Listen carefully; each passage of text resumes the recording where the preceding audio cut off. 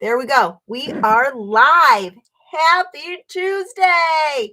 It is Tuesday Tips Day. And today we are talking all about 30 organizing hacks you have to try. So I am in my daughter's room because there's just a lot going on at our house right now. So I had to find a quiet room, and this is where we are. So I have a great setup. We're going to talk about organizing. We are going to talk about 30 hacks in 30 minutes. Yes, we are going to do this. I'm like challenging myself to get through 30 hacks in 30 minutes. Okay, so I'm a list here. We're going to start going. Any questions or comments, make sure to leave them so that I can stop. If you need clarity on anything, let me know. Happy to answer any questions on decluttering hacks. So hack number 1, when you are decluttering, create a declutter caddy. Now, you've heard me talk about this before because a declutter caddy is your go-to. It is probably my favorite decluttering hack because you are going to get distracted by all of the things that you might need in order to declutter. If you've noticed, you're about to start an organizing project and then you're like, oh my God, my phone's about to die. So then you go into the other room to get your phone charger and then you see a drawer, and that drawer is like so messy. And you're like, okay, I need to I need to reorganize this entire drawer. And so then you start reorganizing that drawer, but you never finished the space you were in because you needed that phone charger. Well, come in a declutter caddy and you don't have to worry about that because you have all of your stuff in a caddy, a bin, a basket, whatever. I suggest cleaning supplies, bags, labels, label maker, phone charger, scissors, post-it note, Sharpies, pens, pretty much anything that you typically need to put in your declutter caddy, and then bring that basket, bin, box, whatever with you to every single space that you are going to declutter. Now, second thing is to change your mindset on clutter. What that means is when you see like all of these piles of clutter around your house and you're like, I just don't understand. I don't like it, just gets you like angry. For me, it gets me like angry. I get impatient. I get like really frustrated. I get high anxiety, which causes all of those things. So, because of all of that, I have to change my mindset on clutter. And so for me, when I see all of that clutter, it's a visual representation that my mindset, that my, really like everything going on is not in the right space. So I need to stop. I need to reset. I need to reorganize. And then it's like clutter is the physical manifestation of the stuff in your head. Okay, those are the words I'm trying to say. So use clutter as a sign that you have too much stuff going on in your head. So use that to declutter your things. Now, 3, set rules and expectations for the entire family. If you caught my Instagram live yesterday or watched the replay on IGTV, I talked with author Naya B, and she is a family and individual psychologist who has probably some of my favorite advice ever on organizing, decluttering, and just like being a human in general. And so one of her things that she said was your entire family is like, it needs to work like a team. So you have to set these rules and expectations for your family so that they know you and them can work harmoniously together. You need to focus on that in order to have a like clean, decluttered home. Everyone has to have their own rules and expectations, and one of those should be organize your room or keep it tidy or keep the door closed. Like, set that rule and expectation and expect your family to hold up their end of the bargain. Ask questions. Okay, if you've gotten my free declutter question guide or my practical guide to organizing, because it's also in there, that I give questions, specific questions you should use when you are decluttering. Now, the questions I personally ask myself, like, when did I last use it? Do I love it? Does it serve a purpose? Does it have sentimental value? Would I replace it? Those are the type of questions you need to ask yourself as you declutter so that you can like let go of the emotional attachment that we put on things. We put emotional attachment on things. If you're fine with the emotional attachment on something, then let it be. But if you aren't and you notice that there's a lot of clutter, there's a lot of stuff, then let it go. That's by asking these questions, you're able to separate the two, which is the goal. You don't need to be focusing on, well, this is why I'm in my daughter's room. So much stuff. This Baby Yoda, to me, Baby Yoda means nothing. To her, it was given to her by a friend, and that friend is really special. And so that's why she wants to hold on to it. So I am not going to say, oh, we need to get rid of this Baby Yoda because it doesn't affect me.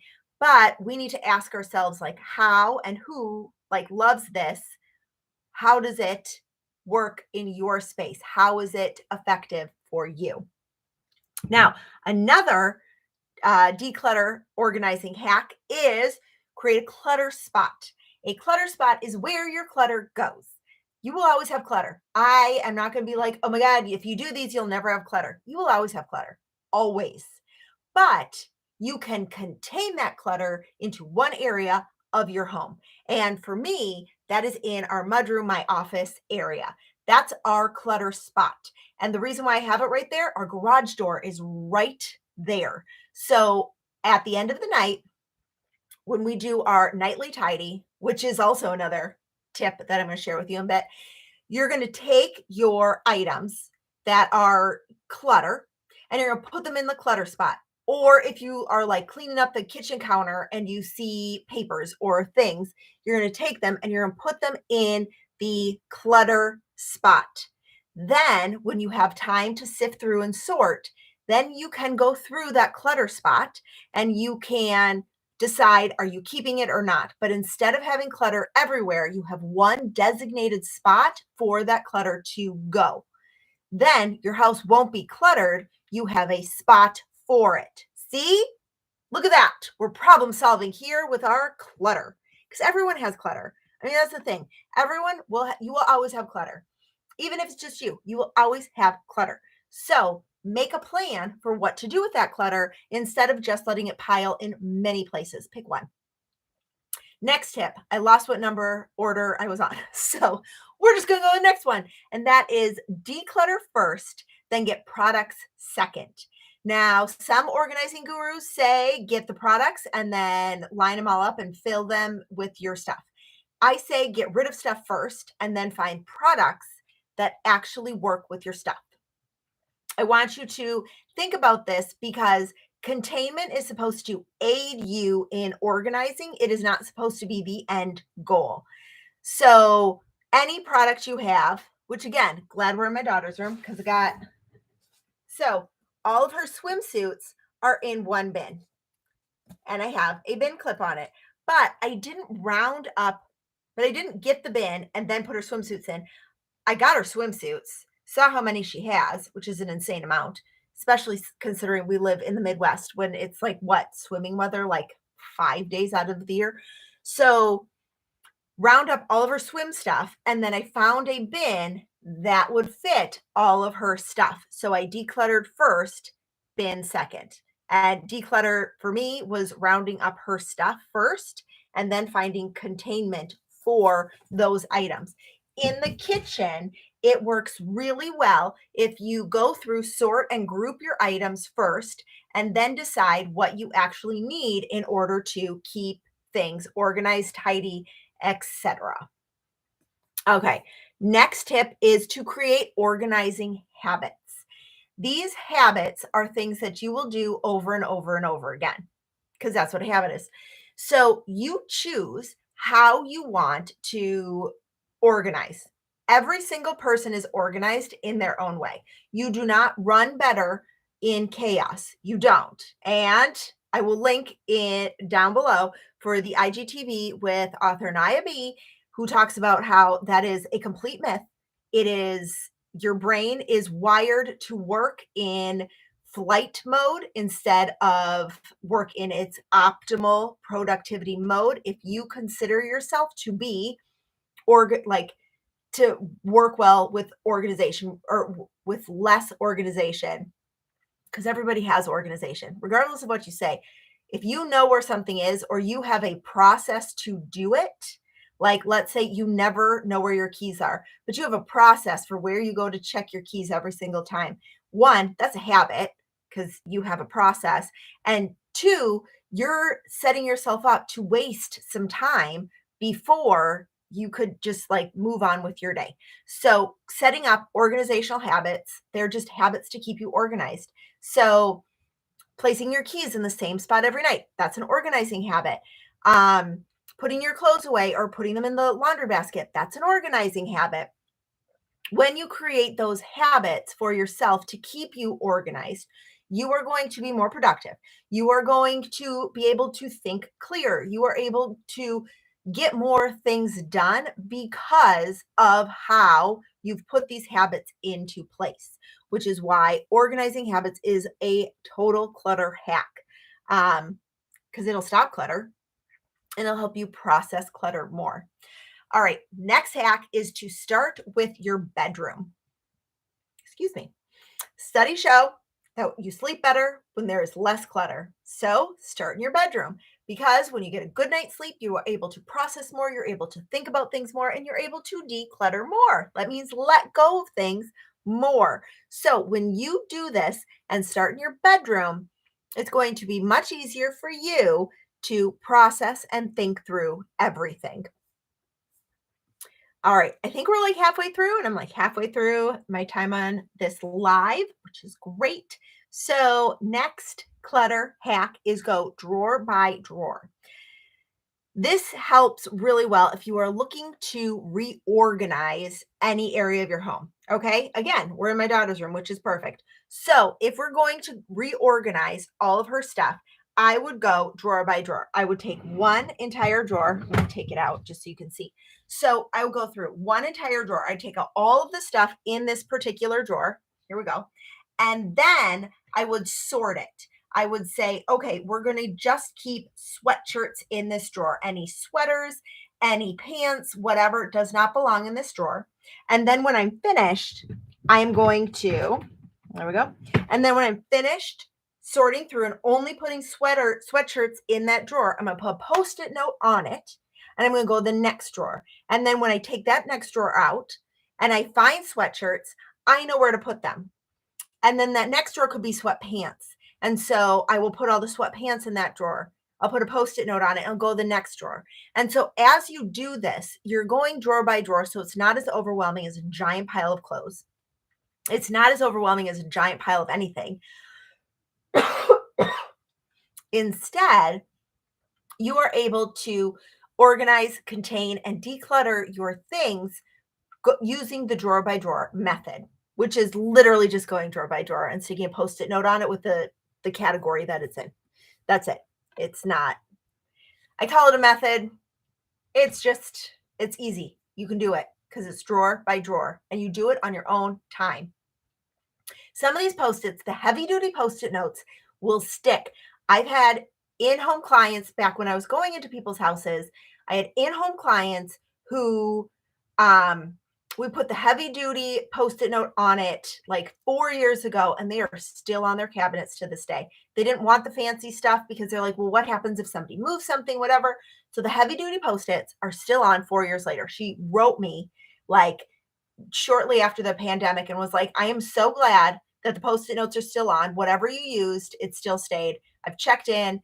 I'm like, do the Post-it notes still last? So those heavy duty Post-its totally last. If you don't need fancy organizing. You just need practical.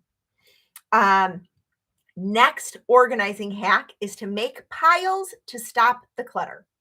So make these piles. I like doing this, especially for clothes. Okay. So what you're going to do, you're going to take your clothes. If you do all the clothes, if you do drawer by drawer, whatever. You're going to take the clothes and you're going to put them into piles. Piles I typically recommend: keep, donate, sell, trash, and maybe. I know I have a maybe pile. What is that about? Well, my maybe pile are things that I want to go back after I've gone through all of the things. This works well if you're doing the drawer by drawer method because you can go through, all the sweatshirts and then you sort them into their piles and then you start putting away the yes. You put the trash ones, that could be rags or something to, throw away or donate, whatever. It's however you deal with that, your donate pile, if you have some that you're going to sell. And then you can go to the maybe pile. And then in the maybe pile, you can look and be like, no, you know what? I'm already keeping a green sweatshirt. I don't need to. Oh, look at this one has a hood, but this one doesn't. So I'm going to keep this one and I'm going to get rid of that one. And so your maybe pile is going to help you just kind of like sift through the stuff that you aren't 100% sure of. Because typically what we do is we take that stuff we aren't 100% sure of and we say, yes, we're going to keep it. And then if you had a maybe pile, you might be able to have gotten rid of that because you saw all the other things that you kept. So creating piles will help you kind of sift through things quickly. But you also have to set times and make sure you go through them quickly. Make quick decisions about what you're keeping, what you're not, what's going in the maybe pile. And then the maybe pile, again, quick decisions. Because the second time you go through the maybe pile, when you go through the maybe pile, there will not be another maybe pile. That pile will be done. Next hack, decide on a donation center. What an easy thing to do. When you decide on a donation center, you can find out times that you can donate. You can find out what they accept to donate, their hours, how to contact somebody, how to get a donation receipt. Do they come and pick it up? Do you have to drop it off? How do they handle drop off and pickup? All of those things can be decided when you decide on a donation center ahead of time, which is why that's another easy clutter hack. Decide on a donation center. Also, line your drawers with drawer liner.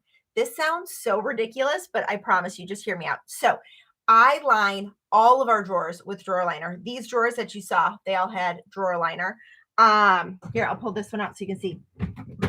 Here we go. Drawer liner. I love drawer liner for like everything because drawer liner really helps it keeps your shirt standing up because it gives your shirt something grippy to hold on to. Let's say you're going through your pots and pans.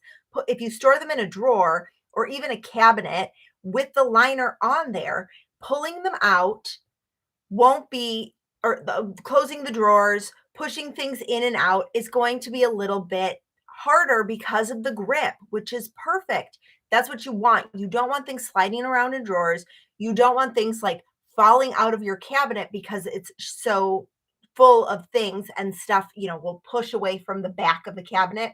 When that happens, like you have some stuff in the cabinet and it slowly creeps up to the front because it's not like totally perfect, like those lids. If you put the lids behind the pot, and it slowly pushes it and then you open it and it falls on you. Well, lining it will keep it in place. This also works well for drawer organizers. Those things, that organize your pens or I use them for my measuring cups and that kind of thing. Lining your drawer will help keep those liners from moving around. Which was my next tip. Look at that. I was ahead of myself. Things like kitchen utensil organizers. See, there you go. I have them all right here. Kitchen utensil organizers. When you have your drawer lined, your kitchen utensil organizers won't slide around. Ours is expandable. And so because we have it expanded to the largest it goes, it can sometimes move around. But if you line the drawer with drawer liner, we have the soft top. It's not sticky. You just cut it to size and it keeps the kitchen utensil organizers in place so that I don't have to use that museum gel because that gets gooey. Don't totally love that. And everything stays in place when you open it. Now, another hack is file folding clothes. That is when you take your clothes and you line them all up and you fold them and they all stand up nice and neat. So my next hack, in addition to file folding, because when you file fold, you're able to see everything. So you're going to wear more of your clothes. But sometimes you need a drawer divider to keep them standing up. Okay, I'm going to take this out again. I should just keep this out. Drawer divider. Now, not everybody is going to have a drawer divider like this one. Sometimes you need the ones that you typically find in the kitchen. That's what we have for my husband's kind of like workout shirts. They are all used with bamboo drawer dividers, and they're smushed together so that all of his workout shirts stay standing up, because a drawer divider will help keep them standing up. Also, there is a trick with the hanger. This is like the perfect spot to do this one because I have all my materials right in front of me. So the hanger trick. Let's say I'm the rod, okay, and you are walking into your closet. You're going to hang a normal hanger like this. The hanger trick, take the hanger, put it backwards like this. And then when you wear that item hanging on that hanger, you flip the hanger around. Now you can visually see what you're wearing from the clothes on the hangers. This works well for visual people, and I recommend this a lot, especially for kids if they aren't sure what they wear, what they don't. Or, anybody that really just likes visual stuff, seeing things. It helps immensely keeping all of your clothes that you aren't sure if you use them or not. You can visually see based on the hanger. Next hack is store sheets in a basket. This way you don't have to fold them. Okay. There's just no other self-explanatory reason, but shove them in a basket, put them in your laundry, in your linen closet, in your bathroom, wherever. And then you don't have to worry about folding that fitted sheet. Okay. It's just as easy as that. You can store extra blankets on top of a guest bed if you have the space. So if you have a guest bedroom and you have a bunch of extra blankets and you don't have spots to store them, like maybe you don't have room in a closet, then you can pile them on top of the bed. So, we have this one, and then we put another one, we put another one. So it's like you're making the bed, but you're piling all of those sheets on top so that they all have one easy place to go. And you don't really have to worry about all of these blankets taking up space in your linen closet, or a basement closet where they then could get musty or moldy. And then you can grab the one that you need and use it and then put it back for easy storage. Next one is use a tray. TikTok, you know how much I love using trays. So I'm going to show you one. This one's in my daughter's room. Ooh, got stuff moving all over the place. So I love using trays because it gives you containment. It is easy to kind of like keep things all tidy. I love them in the bathroom. I think they're perfect for bathroom stuff. I love them on counters because, again, it keeps everything contained, nice and tidy, one designated spot.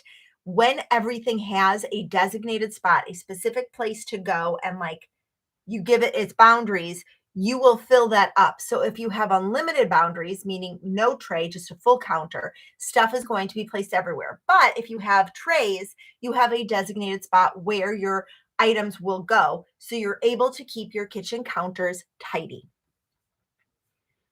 Kids artwork. Okay, this one I could talk about for probably, 12 hours. We are going to go more in depth on kids artwork in a couple of weeks.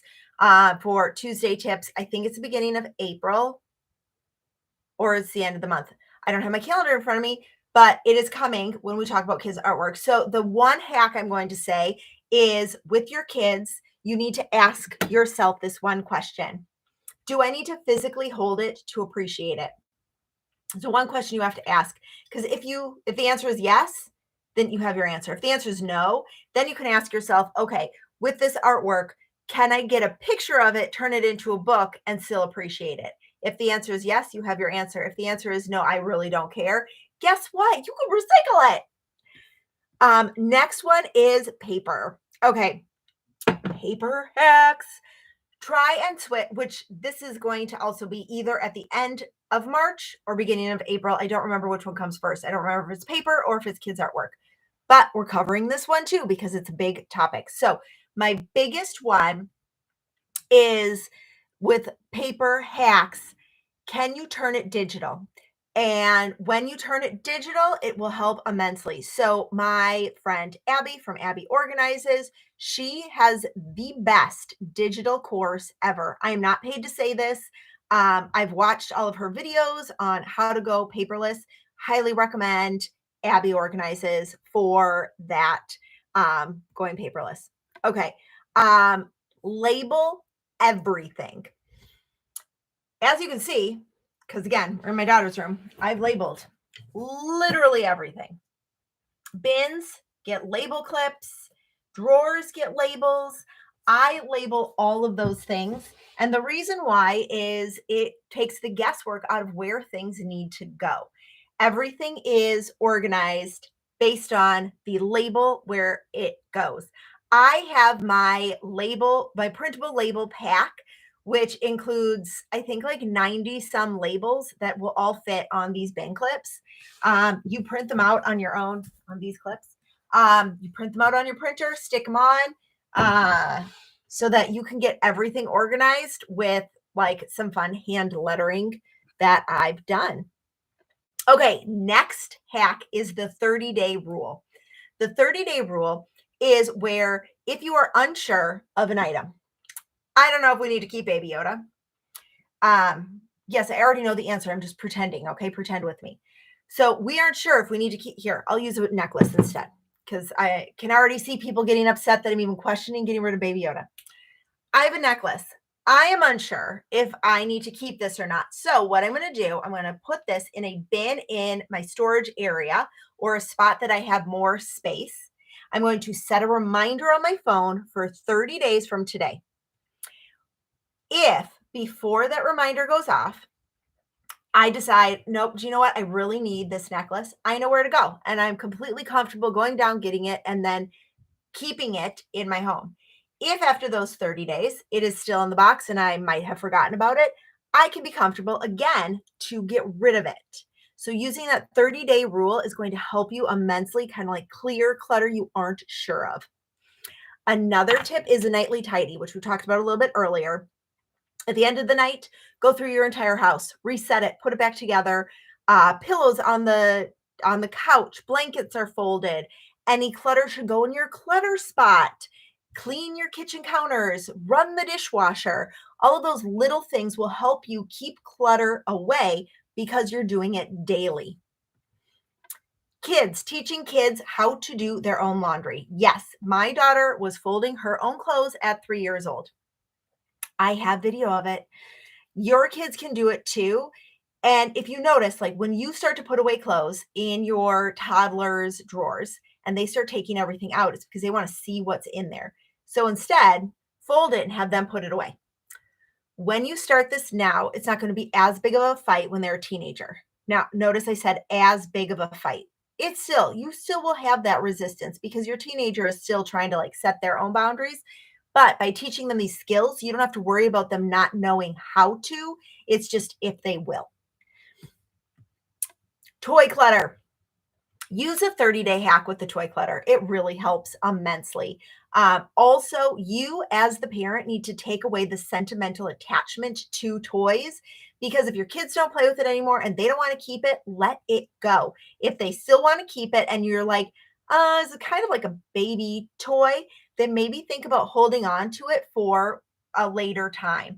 So use that as your guide. So we have my mom's old Barbies. We have like, well, they're at my mom's house, but they're coming here eventually.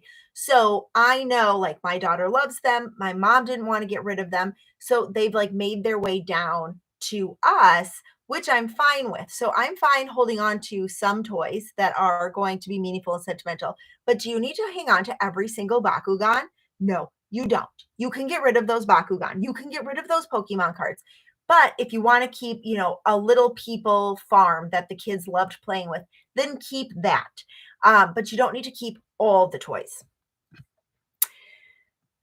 Fridge. In your fridge, we are going to group the shelves based on types of food. Okay, so maybe put like all dairy on one shelf, maybe put all drinks on one shelf. And by doing this, you're going to easily organize and declutter your fridge because every shelf and every drawer and every space in your fridge has a purpose.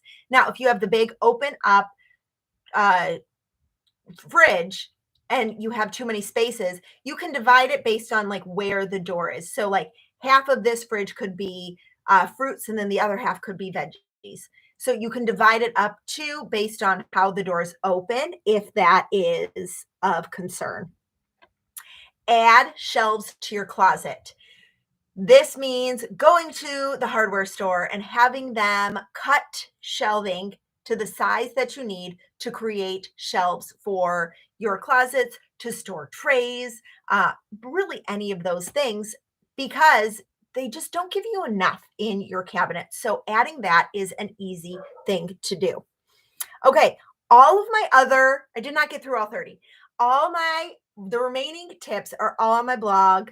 They are linked below. You can find them in the bio. Make sure to go check them all out. My time is up. I have to go pick up the kids. You all have been amazing. I hope you found these tips and tricks beneficial and you will use some of these clutter hacks to declutter your home. So make sure to read the rest. I think, oh, my last one. Look at that. Kitchen gadgets. Store kitchen gadgets together in a bin, in a drawer or cabinet, all of the items together with that one gadget. Those are my 30. I got through 30 in 30 minutes. Woohoo! Celebrate. Thank you so much for watching, and I will see you next Tuesday. If you want to get reminders of when this is going live, make sure to follow along. You will get notifications when I go live. Thanks so much.